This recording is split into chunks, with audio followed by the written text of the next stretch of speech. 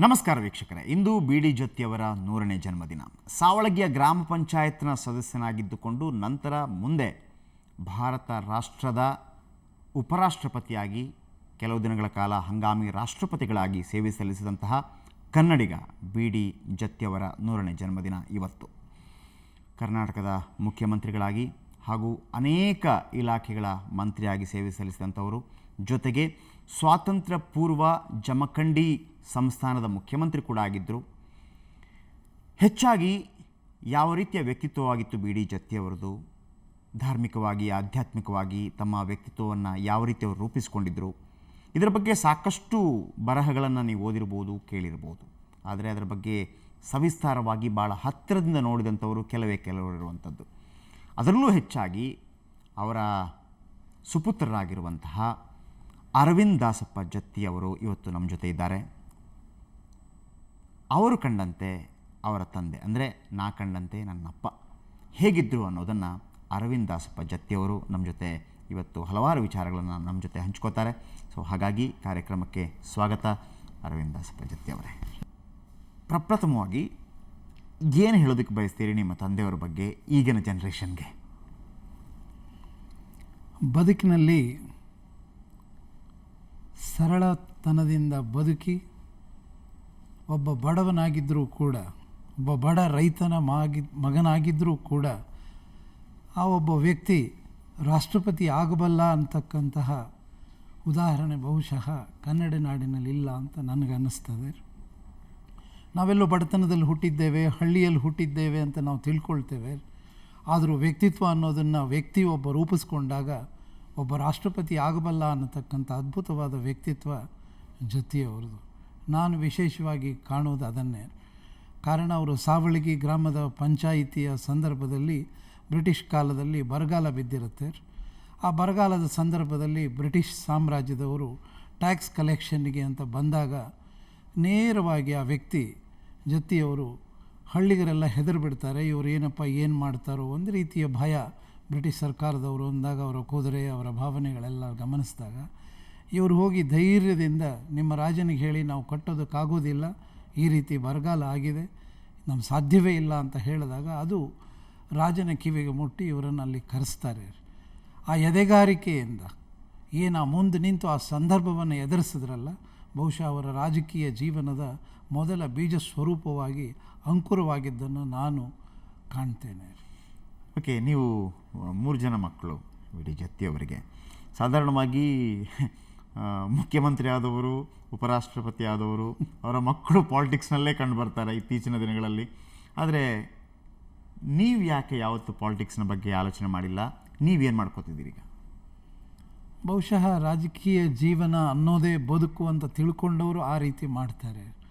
ತಂದೆ ರಾಜಕಾರಣಿ ಆದಾಗ ಮಗನೂ ಆಗಬೇಕು ಅಂತಕ್ಕಂಥ ಅವಶ್ಯಕತೆ ಏನಿಲ್ಲ.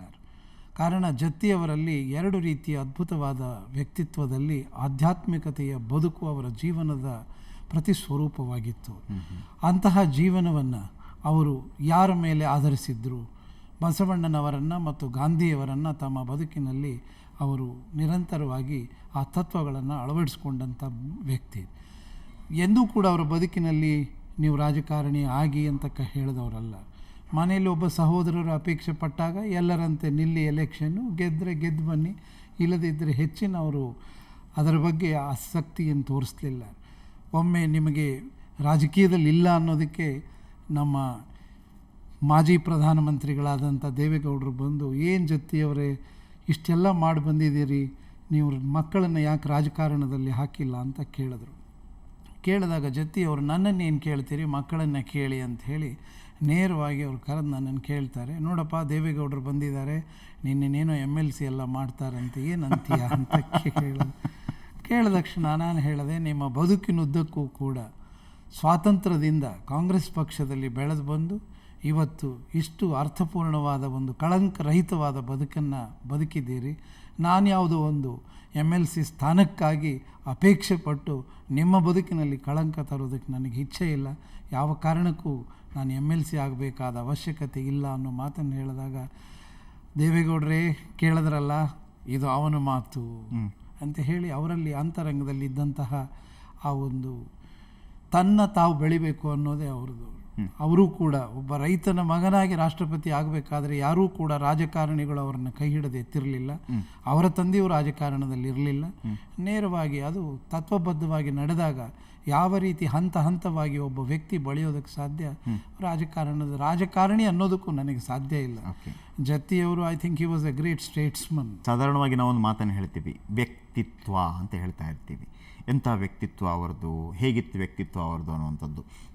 ವ್ಯಕ್ತಿ ಮತ್ತು ತತ್ವ, ಅದು ವ್ಯಕ್ತಿತ್ವ ಅನ್ನುವಂಥದ್ದು. ನೀವೊಂದು ಮಾತನ್ನು ಹೇಳ್ತೀರಿ, ಆಧ್ಯಾತ್ಮಿಕವಾಗಿ ಧಾರ್ಮಿಕವಾಗಿ ಅವರು ಸಾಕಷ್ಟು ಅದರ ಬಗ್ಗೆ ಆ ವ್ಯಕ್ತಿತ್ವವನ್ನು ಆ ರೀತಿ ರೂಪಿಸಿಕೊಂಡಿದ್ರು ಅನ್ನುವಂಥದ್ದು. ಅದಕ್ಕೆ ಅಂದರೆ ಅವರು ಉಪರಾಷ್ಟ್ರಪತಿ ಆಗಿದ್ದಾಗಲೂ ಕೂಡ ಆ ರೀತಿ ಆ ಭಸ್ಮ ಹಾಕ್ಕೊಂಡಿರುವಂಥದ್ದು ಅವರು ಯಾವತ್ತೂ ಬಿಟ್ಟಿರಲಿಲ್ಲ. ಖಂಡಿತ ಇಲ್ಲ.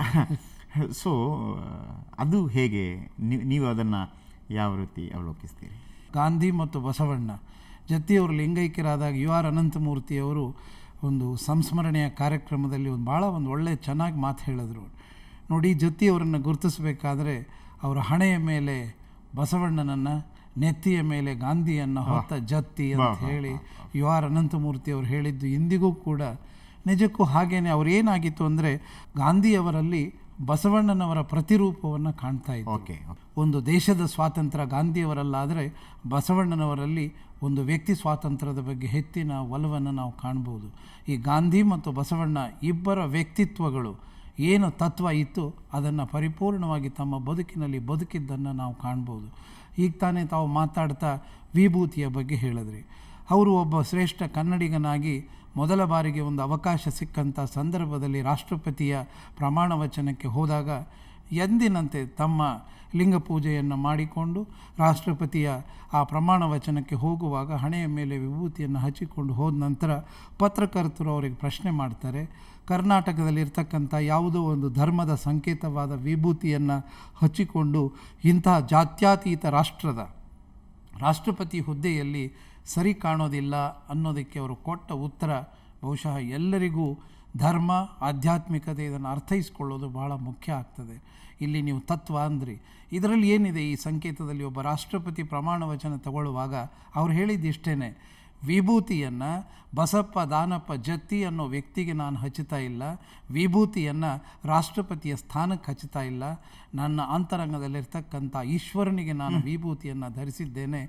ನಿಮಗೆ ರಾಷ್ಟ್ರಪತಿಯ ಸ್ಥಾನಕ್ಕೆ ಈ ವಿಭೂತಿಯಿಂದ ಕಳಂಕ ಬರೋದಾದರೆ ರಾಷ್ಟ್ರಪತಿಯ ಸ್ಥಾನವನ್ನು ಬಿಟ್ಟೇನು, ಆದರೆ ನನ್ನ ಅಂತರಂಗದಲ್ಲಿರ್ತಕ್ಕಂಥ ಈಶ್ವರನ ಆ ಪೂಜೆಯ ವಿಧಿಯನ್ನು ನಾನು ಬಿಡೋದಿಲ್ಲ ಅಂದಿದ್ದು ಅವರ ತತ್ವಕ್ಕೆ ಬದ್ಧತೆಯನ್ನು ಕಾಣಿಸ್ತದೆ.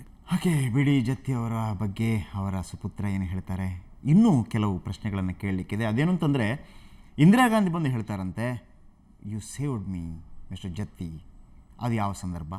ಇನ್ನೊಂದು ಸಲ ಪ್ರಧಾನಿಯಾಗಿದ್ದಂಥ ನೆಹರು ಹೇಳ್ತಾರಂತೆ, ಯಾಕಿಷ್ಟು ಟೈಮ್ ತಗೋತಾ ಇದ್ದೀರಿ ಅಂತೇಳಿ ಸ್ವಲ್ಪ ಗದರಿಸ್ತಾರಂತೆ. ಆಗ ಜತ್ತಿಯವರು ಏನು ಉತ್ತರ ಕೊಟ್ಟರು ಅವೆಲ್ಲವನ್ನು ಕೇಳೋಣ. ಅದಕ್ಕಿಂತ ಮೊದಲು ಒಂದು ಸಣ್ಣ ಬ್ರೇಕ್.